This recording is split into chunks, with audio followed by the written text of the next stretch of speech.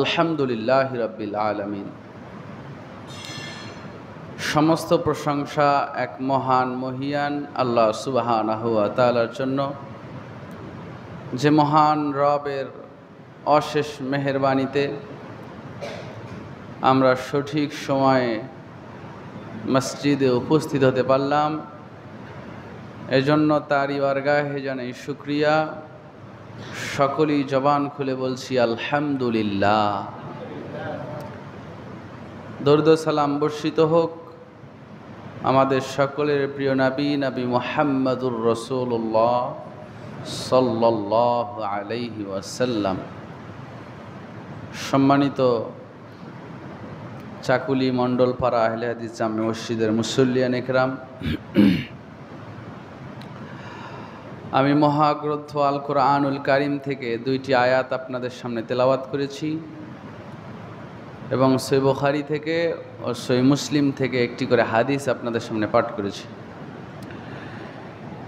এই আয়াত এবং হাদিসকে সামনে রেখে একটি মহা গুরুত্বপূর্ণ আলোচনা উপহার দেওয়ার চেষ্টা করব ইনশাআল্লাহ। তার জন্য আপনাদের মনোযোগ আকর্ষণ করছি। কেউ ঘুমাবেন না, ঝিমাবেন না। খুতবা মনোযোগ দিয়ে আমলের নিয়তে শুনবেন এবং হেলান দিয়ে থাকবেন না। একটা বিষয়, যেহেতু মসজিদে পিছনের দিকে কাতার ফাঁকাই থাকে, কাতারের মাঝখানে ফাঁকা রেখে সালাত হবে না। সুতরাং আমি এই বিষয়টা খেয়াল করিনি এতদিন। যেই কাতারে এই পিলার আছে, আপনারা এই কাতারটাতে দাঁড়াবেন না, কারণ মাঝখানে ফাঁকা রেখে সালাত আদায় হবে না। একটা কাতার পরে দাঁড়ান, যেহেতু পিছনে জায়গা থাকেই, নতুবা বারান্দায় যেতে হবে। কিন্তু যেই কাতারের মাঝখানে পিলার পড়ছে, মাঝখানে ফাঁকা রেখে এ সাইডে দাঁড়ালেন, এ সাইডে দাঁড়ালেন, পিলার বরাবর ফাঁকা। এটা সালাতের কোনো নিয়ম নয়, এভাবে আদায় হবে না। প্রিয় উপস্থিতি, আজকে আমরা আলোচনা করব খুবই গুরুত্বপূর্ণ একটি বিষয়। আল্লাহ সুবহানাহু ওয়া তাআলা বলছেন সূরাতুশ শূরা এর 7 নম্বর আয়াত। আল্লাহ সুবহানাহু ওয়া তাআলা বলেন, ফারিকুন ফিল জান্নাহ ওয়া ফারিকুন ফিস সাঈর। দুনিয়াতে দলের অভাব নেই, বাংলাদেশে সবচাইতে দল বেশি। বাংলাদেশে সবচাইতে মানুষ দল বেশি। আহলে হাদিসের ভিতরেই যে কত দল, নতুন নতুন দল আবিষ্কার হচ্ছে। দুনিয়াতে যত দলাদলি হোক, মানুষের মৃত্যুর পরে আখেরাতে আল্লাহর দল হবে দুইটা। আল্লাহ নিজেই বলেন ফারিকুন ফিল জান্নাহ ওয়া ফারিকুন ফিস সাঈর। দুই দলের এক দল যাবে জান্নাতে, আর এক দল যাবে জাহান্নামে। তাহলে দল কয়টা? দুইটা। একটা জান্নাতি দল আর একটা জাহান্নামী দল। এর বাহিরে যাওয়ার ক্ষমতা কারণেই দুইটার একটা ফয়সালা হবেই, হয় আপনি জান্নাতি হবেন নতুবা জাহান্নামী হবেন। প্রিয় উপস্থিতি, আমরা সকলেই জান্নাত চাই এবং জাহান্নাম থেকে সকলেই বাঁচতে চাই। জান্নাত যাওয়াটা আমাদের জন্য খুবই সহজ এবং জাহান্নাম থেকে নিজেদেরকে রক্ষা করাও খুব সহজ। কিন্তু আমরা কেন যেন আমাদের উপরে ইসলামটাকে জুলুম করে নিয়েছি। প্রিয় উপস্থিতি, আজকে আমরা জাহান্নাম সম্পর্কে জানব। জাহান্নামটা কি জিনিস, জাহান্নাম থেকে বাঁচার সহজ আমল বা উপায় কি। জাহান্নাম থেকে বাঁচতে পারলেই জান্নাত। সেজন্য জান্নাত বিষয়ে আলোচনা অন্যদিন করা যাবে ইনশাআল্লাহ।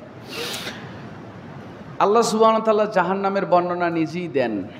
পবিত্র কোরআনের 30তম পারা সূরাতুল ফজর, আমপারার ভিতরে এই সূরাটা আছে। আল্লাহ সুবহানাহু ওয়া তাআলা বলছেন, ওয়াজাআ রাব্বুকা ওয়াল মালাকু সাফফান সাফফা ওয়াজিআ ইয়াওমা ইযিন বিজাহান্নাম ইয়াওমা ইযিন ইয়াতাযাক্কারুল ইনসানু ওয়া আন্না লাহু যিকরা। আল্লাহ সুবহানাহু ওয়া তাআলা বলছেন, হাসরের মাঠে ওয়াজাআ রাব্বুকা ওয়াল মালাকু সাফফান সাফফা, কিয়ামতের দিন আল্লাহ সুবহানাহু ওয়া তাআলা আসবেন, তিনি উপস্থিত হবেন, আর ফেরেশতারা থাকবে কাতারে কাতারে। ওয়াজিআ ইয়াউমাইজিম বিজাহান্নাম, এবং জাহান্নামকে সেদিন হাসরের মাঠে নিয়ে আসা হবে। জাহান্নামকে হাসরের মাঠে উপস্থিত করা হবে আপনার আমার সামনে। তখন এবার হাদিস আসছে, রিয়াদুস সালিহিনের মধ্যে হাদিস আসছে এবং জামে তিরমিজিতেও হাদিসটা আসছে। রাসূল বলছেন ওই সময়ে জাহান্নামের গলার মধ্যে লাগানো থাকবে ৭০,০০০ লাগাম। ৭০ আলফা জিমামিন, কুল্লু জিমামিন ৭০ আলফা মালাকিন। ৭০,০০০ লাগাম মানে ৭০,০০০ রশি তার গলায় লাগানো। আর রাসূল বলছেন কুল্লু জিমামিন ৭০ আলফা মালাকিন, আর প্রত্যেকটা রশিতে, প্রত্যেকটা লাগামে ৭০,০০০ করে ফেরেশতা ধরে থাকবে। সুবহানাল্লাহ পড়েন। শক্তিশালী ৭০,০০০ ফেরেশতা একটা লাগাম ধরে আছে। আর এরকম লাগাম আছে আবার কয়টা? ৭০,০০০। এখন আপনি একটু আন্দাজ করেন জাহান্নামটা কত বড়। তো জাহান্নামকে যখন ফেরেশতারা টেনে হাসরের মাঠে নিয়ে আসবে, তো জাহান্নামকে আগেই জানানো হয়েছে যে জাহান্নামের খাবার বা খাদ্য হলো মানুষ। তো মানুষ দেখার সাথে সাথে এবার জাহান্নামকে এতক্ষণ ফেরেশতারা টেনে আনছে, এখন জাহান্নামী মানুষদের দিকে ধেয়ে যেতে থাকবে এবং ফেরেশতারা রশির সাথে সাথে ছেঁচড়িয়ে ছেঁচড়িয়ে যেতে থাকবে। মানে জাহান্নামী এখন টেনে নিয়ে যাচ্ছে। তো জাহান্নাম বিকট আওয়াজ করে করে চিৎকার দিয়ে হুঙ্কার দিতে থাকবে। আল্লাহ নবী বলছেন জাহান্নামের ভয়ঙ্কর চিৎকার শুনে, জাহান্নামের ভয়ঙ্কর আওয়াজ শুনে সেই সময়ে গর্ভপাত করে ফেলবে মহিলারা, বুঝতেই পারবে না। এবং যুবক ছেলেগুলা ভয়ের চোটে বৃদ্ধই পরিণত হয়ে যাবে। এতটা ভয়ঙ্কর চিৎকার দিতে থাকবে জাহান্নাম। আর বলতে থাকবে রব্বুল আলামিন, তুমি না বলেছো মানুষ আমার খাবার, তাহলে কেন ফেরেশতারা রশি ধরে আছে? রশি ছেড়ে দিতে বলেন, সব হাসরবাসীদেরকে খেয়ে শেষ করে দিই। জাহান্নাম এভাবে ডাকতে থাকবে, বলতে থাকবে। আর এগুলো শুনে মানুষ ভয়ে থরথর করে সেদিন কাঁপতে থাকবে, মানে আপনি আমি আমরাই। প্রিয় উপস্থিতি, সেই দিন আল্লাহ সুবহানাহু ওয়া তাআলা জাহান্নামে যাদেরকে ঢুকাবেন, যারা জাহান্নামে সেদিন খাদ্য হবে, তাদের বর্ণনা শোনেন। আল্লাহ সুবহানাহু ওয়া তাআলা নিজেই বলছেন, ওয়াল্লাযীনা কাফারু লাহুম নারু জাহান্নাম লা ইউকদা আলাইহিম ফায়ামুতু ওয়া লা ইউখাফফাফু আনহুম মিন আযাবিহা কাযালিকা নাজজি কুল্লা কাফুর। আল্লাহ বলছেন ওয়াল্লাযীনা কাফারু, আর যারা কুফরি করেছে, মানে যারা কাফের, লাহুম নারু জাহান্নাম, তাদের জন্যই রয়েছে জাহান্নাম। লা ইউকদা আলাইহিম ফায়ামুতু, জাহান্নামে যখন তাদেরকে ঢুকানো হবে তাদের ব্যাপারে মৃত্যুর কোনো আদেশ দেওয়া হবে না।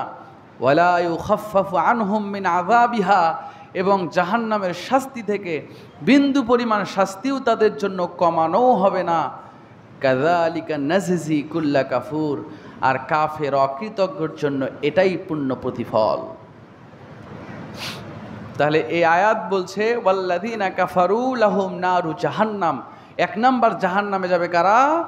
কাফের অবস্থায় মারা যাবে যারা। কুফরি অবস্থায় মারা গেলে জাহান্নাম যেতে হবে, একথা আল্লাহ সুবহানাহু ওয়া তাআলা বলছেন। তাহলে বেনামাজি মারা গেলে জান্নাত পাওয়া কিভাবে সম্ভব বলেন? এত ওয়াজ নসিহাত, কত যে আমি মানুষের কাছে ওয়াদা নিয়েছি, এইরকম জুমার খুতবাতে হাত উঠায়া পর্যন্ত ওয়াদা নিয়েছি যে সালাত ছেড়ে দিবে না, এরপরে ওয়াদা রক্ষা করতে পারে নাই। এই তো মানুষ। তো বেনামাজি অবস্থায় এশার নামাজ না পড়ে ঘুমায় গেছেন, ফজরের আগে মৃত্যু হয়ে গেল। বলছেন যে ফজর থেকে আল্লাহ বাঁচাইলে ফজর থেকে শুরু করব। তো এশাও না পড়েই ঘুমাইছেন, ফজরের আগে মৃত্যু হয়ে গেল। তো রাসূল বললেন সালাত ছেড়ে দিল মানেই তো কাফের।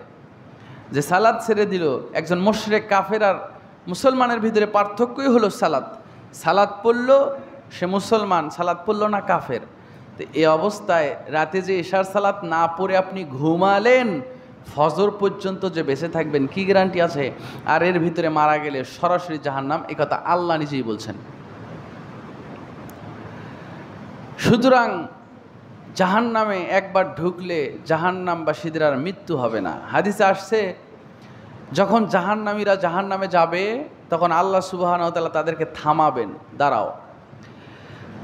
তাদেরকে দাঁড় করিয়ে তাদের সামনে একটা পশু নিয়ে আসা হবে। পশুটা দেখতে অনেকটা ভেড়ার মতো। তো আল্লাহ সুবহানাহু ওয়া তাআলা বলবেন, ওহে জাহান্নামবাসীরা, এই পশুটাকে কি চিনতে পারছো? জাহান্নামবাসীরা বলবে, জি হ্যাঁ, এই পশুটাকে চিনতে পারছি, এটা আমাদের মৃত্যু। অর্থাৎ আল্লাহ সুবহানাহু ওয়া তাআলা মানুষের মৃত্যুকে একটা পশুর আকৃতি দিয়া জাহান্নামের গেটের কাছে নিয়ে আসবেন। এবার ফেরেশতাদের আদেশ করবেন যে পশুটাকে এবার জবাই করে ফেলো। তো জাহান্নামবাসীদের সামনে ওই ভেড়ার মতো পশুটাকে জবাই করে দেওয়া হবে, আর বলা হবে, এই যে আজকে থেকে তোমাদের মৃত্যুকে জবাই করে দেওয়া হলো, চিরকাল জাহান্নামে থাকো, জাহান্নামে তোমাদের আর মৃত্যু হবে না। জাহান্নামের আগুনে এই শরীরের এত সুন্দর চামড়া পুড়ে গোশতগুলো গলে শরীর থেকে খসে খসে পড়বে, শুধু হাড় নিয়ে দাঁড়িয়ে আছে লোকটা, এরপরও তার মরণ হবে না, শুধু কষ্ট আর কষ্ট। সামান্য একটা আঙ্গুল কেটে গেলে কি অবস্থা হয়, সামান্য একটা ফোঁসা পড়লেই কি অবস্থা হয়, সেদিন আপনার শরীরের গোশত খসে পড়বে, আপনি বুঝতে পারছেন মৃত্যু হবে না, শুধু যন্ত্রণা।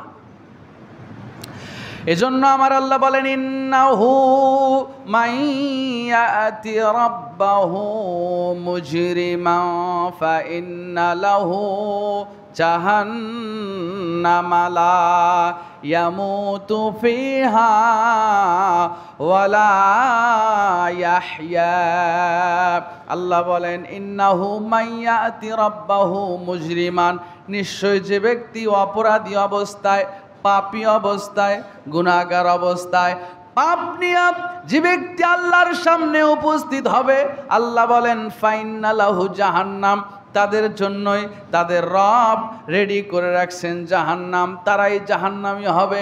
লা ইয়ামুতু ফিহা ওয়ালা ইয়াহইয়া, জাহান্নামের মধ্যে জাহান্নামবাসীরা বাঁচবেও না, ওরা মরবেও না।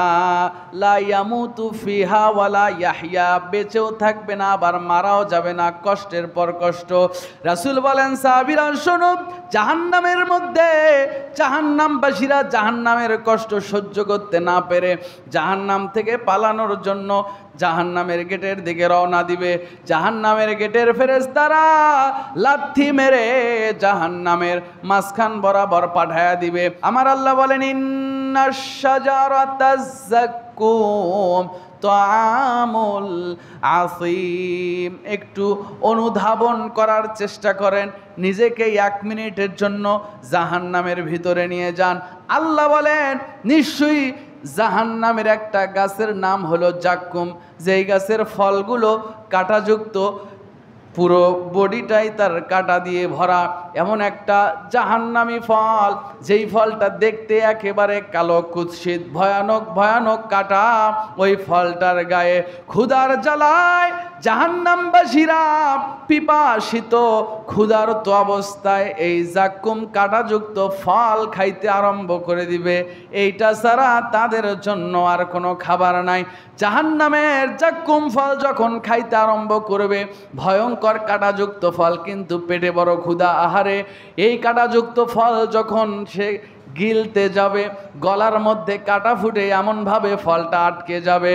আল্লাহ নবী বলেন, জাহান্নামের ফল গলায় আটকার সাথে সাথে নিঃশ্বাস বন্ধ হয়ে আসবে, ফলটা সে ভিতরেও নিতে পারবে না, বাহিরেও বের করতে পারবে না।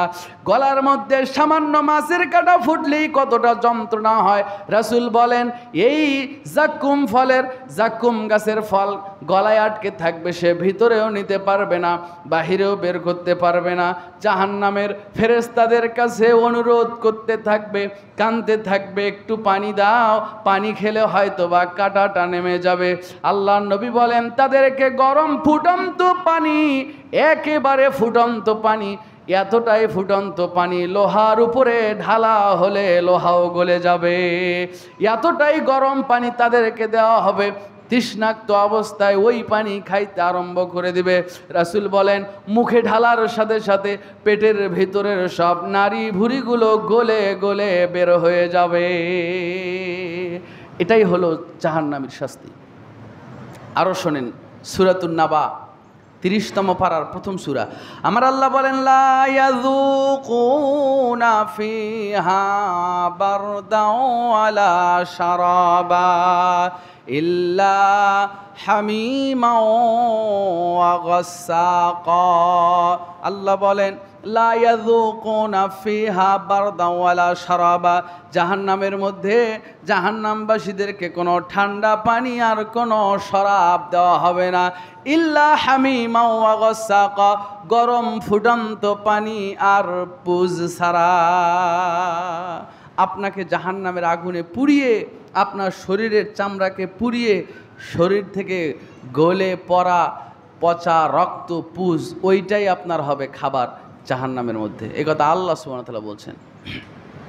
একটা মিনিটের জন্য নিজেকে জাহান্নামের ভিতরে ঢুকান, দেখেন আপনার অবস্থা কি হবে। আপনি নিজের পিছনের আমল দেখেন, আপনি জান্নাতি হবেন না জাহান্নামী হবেন আপনি নিজেই বুঝতে পারবেন। আপনার জন্য কি অপেক্ষা করছে আপনি নিজেই বুঝতে পারবেন। আমার আল্লাহ বলেন, ফানাদা আসহাবুন নারি আসহাবাল জান্নাহ আন আফিযু আলাইনা বিল মাই আও মিম্মা রাযাকাকুমুল্লাহ ক্বালু ইন্নাল্লাহা হাররামাহুমা আলাল কাফিরিন। জাহান্নামবাসীরা যখন পিপাসিত, তৃষ্ণাক্ত, ক্ষুধার্ত, আল্লাহ বলেন তখন জাহান্নামবাসীদেরকে আল্লাহ জান্নাতবাসীদের সরাসরি দেখাবেন। হায়রে, ক্ষুধার্ত কোনো ব্যক্তির সামনে যদি কেউ কোরমা পোলাও আর ভালো মন্দ খাবার খায়, ক্ষুধার্ত ব্যক্তির অবস্থা কি হয় একটাবার চিন্তা করেন। আল্লাহর নবী বলেন, সাহাবীরা শোনো, জাহান্নামবাসীরা জাহান্নামে ক্ষুধার্ত, তৃষ্ণাক্ত, এমন সময় তারা জান্নাতবাসীদেরকে দেখতে পাবে। জান্নাতবাসীরা জান্নাতের দিক বিদিক যাচ্ছে, সুন্দর সুন্দর শরাব, সুন্দর সুন্দর খাবার খাচ্ছে, ফলমূল খাচ্ছে।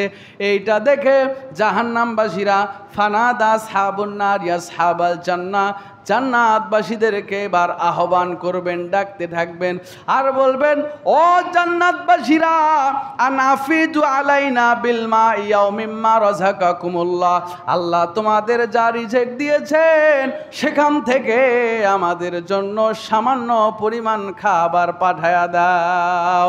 আনাফিদু আলাইনা বিল মাই, একটু পানি দাও, একটু খাবার দাও, খেয়ে নিজের জীবনটা বাঁচাই।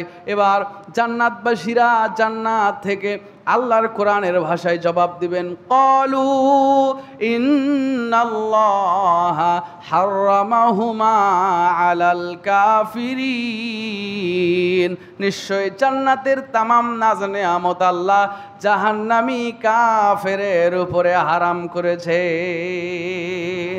এক ফোঁটা পানিও পাবা না। জাহান্নামের সমস্ত কাফেরবাসীর জন্য জান্নাতের নাজ নেয়ামত হারাম। এই আয়াত প্রমাণ করলো জাহান্নামী হবে কাফেরেরা। বেনামাজি অবস্থায় মরবে যারা, তারাই হবে কাফের। প্রিয় উপস্থিতি, কেন নামাজকে আমরা এত গুরুত্ব দিই? অন্য আমলের প্রতি এত গুরুত্ব দিয়ে বলি না, নামাজ কেন এত পড়তে গুরুত্ব দিয়ে বলা হয়? নামাজ শুরু করেন, নামাজ চালু করেন, নামাজ যদি শুরু করেন বাদ বাকি সমস্ত আমল ঠিক হয়ে আসবে ইনশাআল্লাহ। একথা আমি বলিনি, আল্লাহই বলছেন। শোনেন, একজন মানুষ সুদ খায়, ঘুষ খায়, চুরি করে, ডাকাতি করে, ছিনতাই করে, মিথ্যা কথা বলে, ওজনে কম দেয়, খাদ্যে ভেজাল দেয়, সব পাপ করে, কিন্তু সে যদি নিয়মিত নামাজ পড়ে তো নামাজ তাকে ওই সমস্ত অন্যায় ছাড়তে বাধ্য করবেই ইনশাআল্লাহ। এ কথা আল্লাহ বলছেন।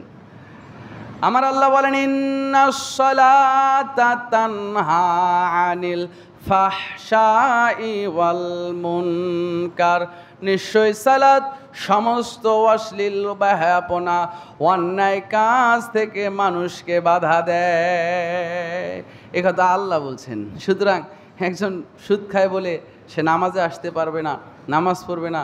একজন আপনার ঘুষ খায় বলে সে নামাজ আসবে না, সমাজ তাকে অন্য চোখে দেখবে, এমনটা যেন আমাদের সমাজে না হয়। সবার জন্য মসজিদ উন্মুক্ত, সবাই আসবে এখানে।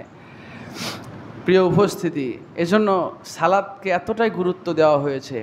সালাদ ছাড়া জান্নাত পাবেন না, অসম্ভব ব্যাপার। দান সাদগা, আপনি চাকুলি মণ্ডল পাড়ার সবচাইতে বড় দানবীর, হজ করছেন 3 বার, এরপরে সব আমল ঠিক আছে, কিন্তু মসজিদের সাথে সম্পর্ক নাই, ফজরে উঠতে পারেন না, এশার সালাত না পড়েই ঘুমান।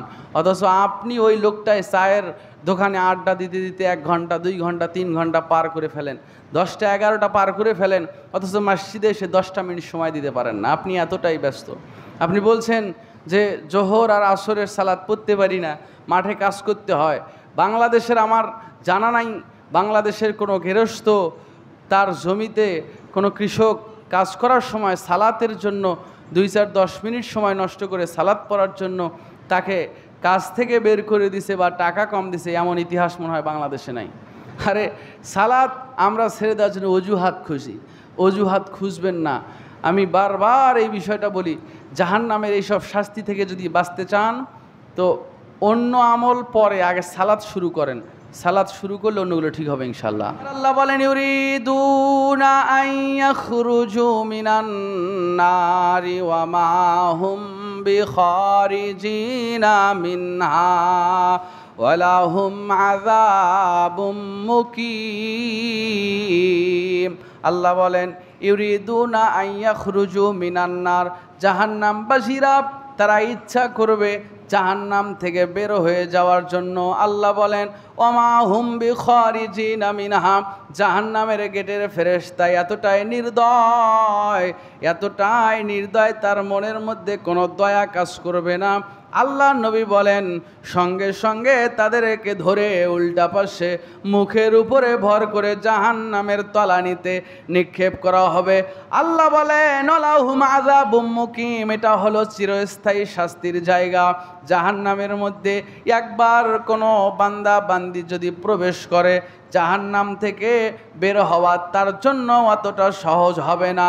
রাসূল বলেন সাহাবীরা শোনো, আল্লাহ সুবহানাহু ওয়া তাআলা কিয়ামতের দিন, সহিহ বুখারীর হাদিস, জাহান্নামবাসীদেরকে জাহান্নামে ঢুকানোর পরে আমার নবীকে আল্লাহ বলবেন, নবী আপনি জান্নাতে প্রবেশ করেন, আপনার উম্মতকে নিয়ে জান্নাতে চলে যান। আল্লাহর নবী ডাক দিয়ে বলবে, আল্লাহ আমার অসংখ্য উম্মত এখনো জাহান্নামের মধ্যে আছে, তাদেরকে না নিয়া আমি নবী জান্নাত যাব না।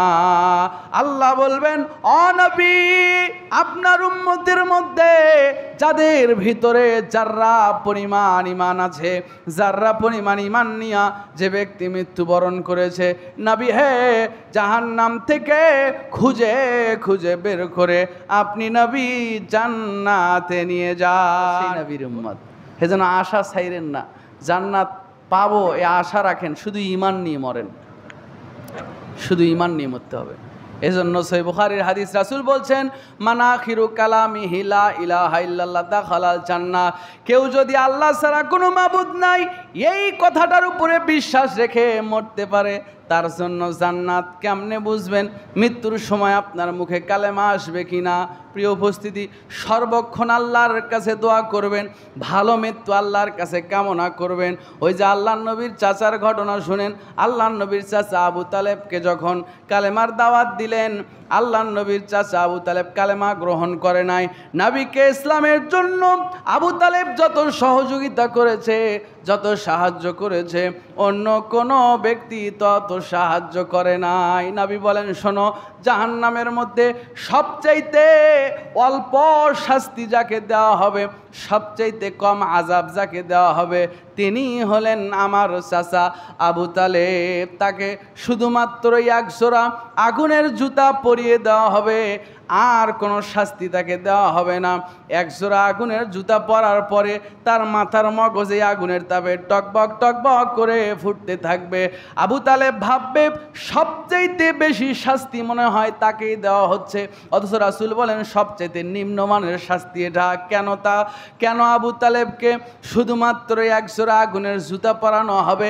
ইতিহাস লেখা আছে, ইতিহাস শোনেন। আল্লাহর নবীর চাচা আবু তালেব রাসূলের ইসলাম প্রচারের কাজে যত সহযোগিতা করেছে অন্য কেউ এত সহযোগিতা করে নাই, কিন্তু আবু তালেব কালেমা পড়েন নাই, মুসলমান হয় নাই।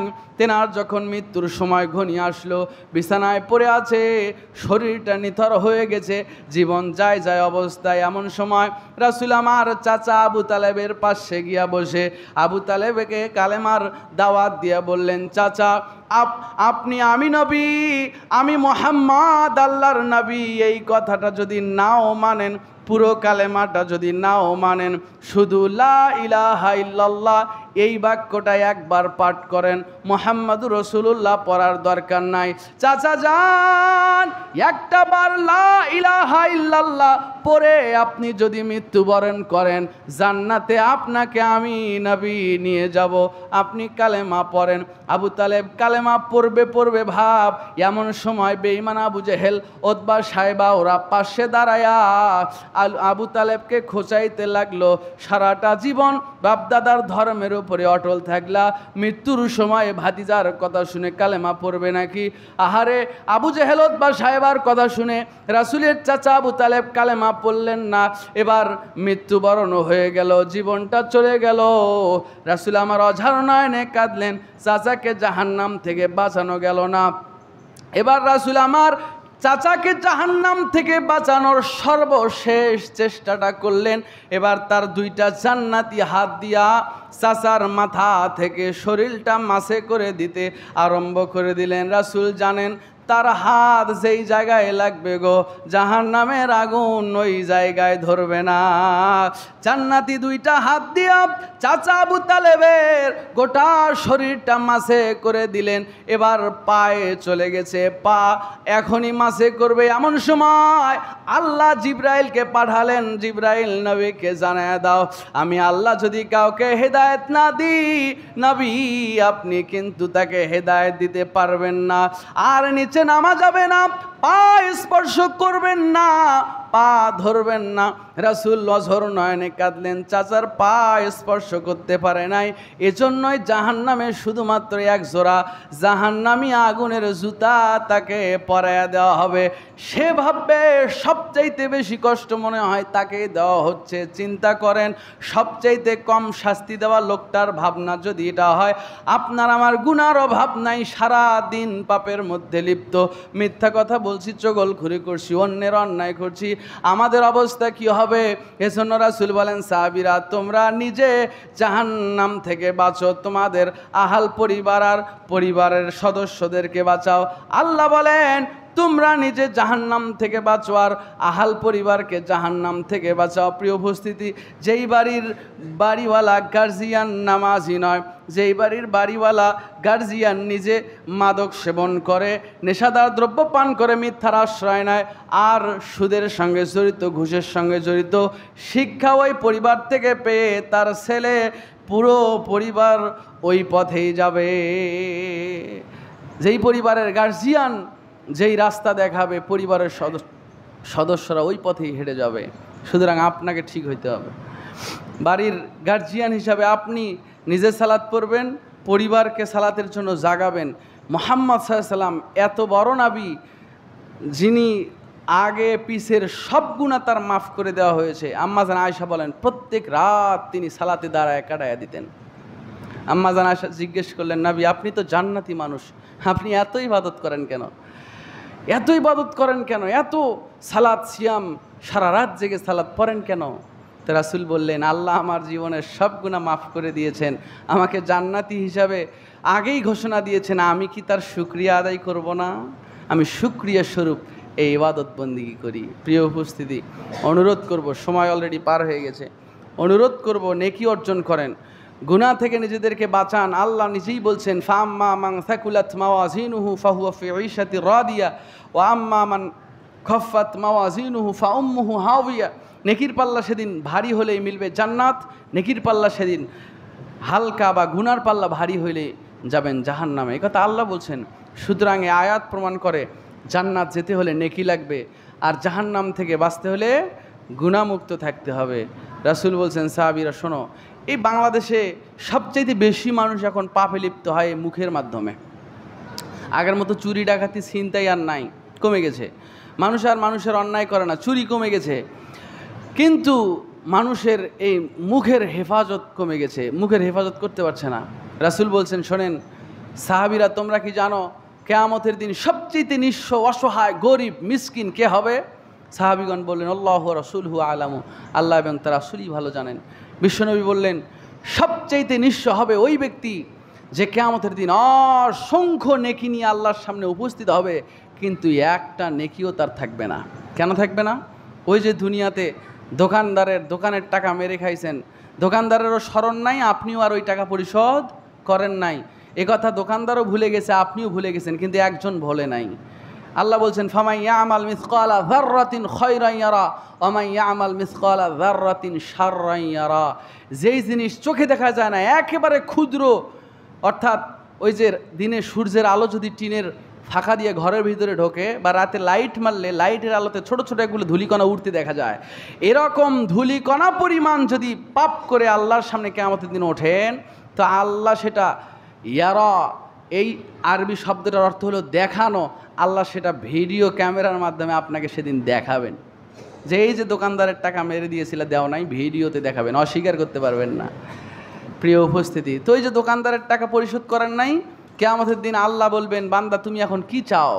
ওই যে টাকার বদলে কি চাও? বান্দা বলবে, আল্লাহ আমি ওর নেকি নিতে চাই, নিয়ে নাও। এইভাবে যত মানুষের গীবাত করেছেন, পরনিন্দা করেছেন, অন্যায়ভাবে অপবাদ লাগিয়ে দিয়েছেন। একটা মানুষ চুরি করে নাই, সন্দেহ করে বললেন ওই চুরি করছে, অথচ রাসূল বলেন, ইয়াকুমুয যান্না ফাইন্না যান্না আকযাবুল হাদিস, ধারণা বা আন্দাজ করে কোনো কথা বলবা না, বেশিরভাগ আন্দাজ বা ধারণায় হয় মিথ্যা।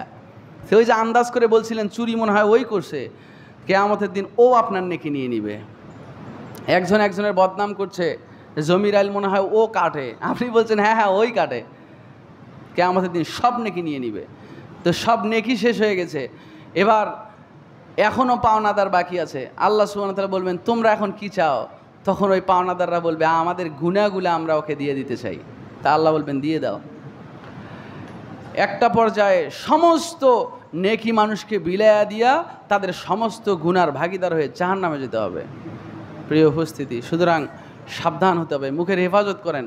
মানুষের ভালো গুণও বলবেন না, এখনই শেষ করে দিব। মানুষের ভালো গুণও বলার দরকার নাই। ইমাম সাহেব খুব ভালো, বক্তৃতা ভালো, এটা ভালো সেটা ভালো, বলার দরকার নাই। রাসূল বলেন, মানুষের ভালো গুণ বলতে বলতে বলতে বলতে কখন যে শয়তান মুখ দিয়ে একটা দোষ বের করে দিবে, একটা দোষের কথা বলছেন তো আপনার আমল সব শেষ। কথাটা বুঝাতে পারছি? সুতরাং নিজেকে নিয়ে ব্যস্ত থাকুন, নিজের সমালোচনা করুন, নিজের পরিবারকে নিয়ে সমালোচনা করুন, অন্যের পরিবারের সমালোচনা করতে যাবেন না। সারা দুনিয়া খারাপ, আপনি ভালো হওয়ার চেষ্টা করেন, চেষ্টা তো করেন, শুরু করেন, তাও আল্লাহকে বলতে পারবেন যে আল্লাহ আমি ভালো হয়ে চলার চেষ্টা করেছি, কিন্তু পরিবেশ খারাপ ছিল, সমাজ আমাকে ভালো হইতে দেয় নাই। কিন্তু আপনি সমাজের দুর্নীতি ছড়ান, আপনি সমাজে পরনিন্দা ছাড়ান, চায়ের স্টলে বসলে আপনি ফতুয়াবাজি হয়ে যান। আরে এখন তো ফতুয়া দেওয়া সস্তা হয়ে গেছে, ইমাম বসে আছে, মুসল্লি ইমামের আগে ফতুয়া দেয়। চায়ের স্টলে বসলে ওই দাড়ি পাকা লোক ফতুয়া দেয়, ফতুয়া এখন ওই সেলুনের নাফিদও দেয়। চুল কাটতে গেছি এক জায়গায়, তো এক নাফিদ বলছে যে দাড়ি রাখতে হয় শুধুমাত্র এই যে এই জায়গায় একটা হাড় আছে, কয় এই হাড়ের উপরের এই অংশটুকু দাড়ি, নিচেরগুলো দাড়ি নয়, তাই ও নিচেরগুলো কেটে দিচ্ছে। তো ফতুয়া এখন নাফিদ হয়ে হিন্দু জানে ইসলামটা সস্তা হয়ে যাচ্ছে। খবরদার, ইমাম মালিক মুয়াত্তা মালিক নামে একটা কিতাব, প্রসিদ্ধ কিতাব আছে। এই কিতাবের লেখক ইমাম মালিক, যুগ শ্রেষ্ঠ আলেম। তেনাকে কেউ কোনো ফতোয়া জিজ্ঞেস করলে উনি আগে 2 রাকাত সালাত পড়ে আসতেন, তারপর ফতোয়া দিতেন। একজন যুগশ্রেষ্ঠ আলেম। বর্তমান সময়ে যেমন ডক্টর জাকির নায়েককে আমরা সবচেয়ে বড় জ্ঞানী লোক ভাবি, এরকম ওই সময় সবচেয়ে জ্ঞানী ছিলেন ইমাম মালিক। তিনি কোনো ফতোয়া দিলে 2 রাকাত সালাত পড়ে আল্লাহর কাছে ক্ষমা চাইতেন, তারপর এসে ফতোয়া দিতেন, আর বলতেন আল্লাহ আমার ফতোয়ায় কোনো ভুল হইলে মাফ করে দিও। যেখানে ইমাম মালিকের মতো লোক ফতোয়া দিতে পারেন আর আপনি ফতোয়া দেন, খবরদার। মানুষকে নিয়ে কোনো কথাই বলবেন না, সমালোচনাই বন্ধ, নিজের আলোচনা করবেন সব সময়। ইমামকে নিয়ে, মুয়াজ্জিনকে নিয়ে, সমাজের গুরুত্বপূর্ণ ব্যক্তিকে নিয়ে বা নিচু মানের লোককে নিয়ে কোনো কথা বলার প্রয়োজন নাই। কাউকে নিয়ে কোনো কথা বলবেন না, নিজের সমালোচনা নিজে করবেন। আর যতটা সম্ভব কম কথা বলবেন। কম কথা বললে, জিহ্বার হেফাজত করতে পারলে, আল্লাহ নবী বলছেন জান্নাত নিয়ে দেওয়ার জামিনদার আমি নবী মুহাম্মদ সাল্লাল্লাহু আলাইহি ওয়াসাল্লাম। জিহ্বার হেফাজত করবেন। আল্লাহ সুবহানাহু ওয়া তাআলা আমাদের সমস্ত কথাগুলো বুঝে শুনে আমল করার তৌফিক দান করুক। আল্লাহুম্মা আমিন।